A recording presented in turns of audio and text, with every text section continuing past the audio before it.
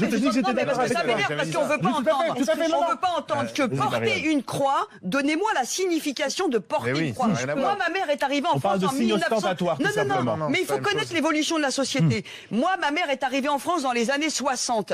Mon père lui disait, tu sais, ici on est en France, donc tu t'habilles à la française, d'accord? Je n'ai jamais vu ma mère voilée en France. Elle se voilait à la maison, éventuellement avec un petit foulard. Aujourd'hui, on a des branleuses et c'est des gens comme ça qui banalisent et qui font la comparaison avec une nana qui est dans une église et qui donne sa vie au bon Dieu avec sa croix et son machin. Depuis quand les bonnes sœurs elles se présentent aux élections, aux législatives avec des voiles?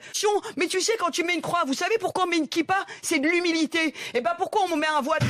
Non mais c'est bon, on va arrêter le cirque maintenant. C'est bon, parce que ça commence à bien faire de tout mettre au même niveau. J'ai vu l'islam progresser, l'islam le laisser rentrer ici sous des prétextes, voilà, de bobo. Ouais mais fous ta femme en voile et puis tu verras si c'est bien. Non mais ça commence à m'énerver tout ça. J'ai l'impression.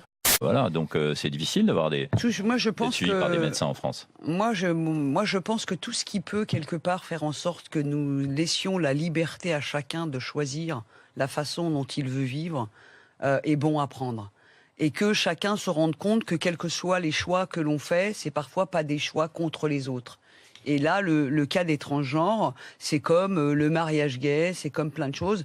Il faut que nos sociétés comprennent que cette liberté-là, on peut pas la transgresser. Et qu'on n'a pas le droit de dire à quelqu'un que, moralement, et que du point de vue de son regard à lui, être transgenre ou être homosexuel, c'est une atteinte à l'autre. Il n'y a pas d'atteinte à l'autre. L'atteinte à l'autre, c'est l'atteinte à l'intégrité physique, c'est quand on est violent, etc.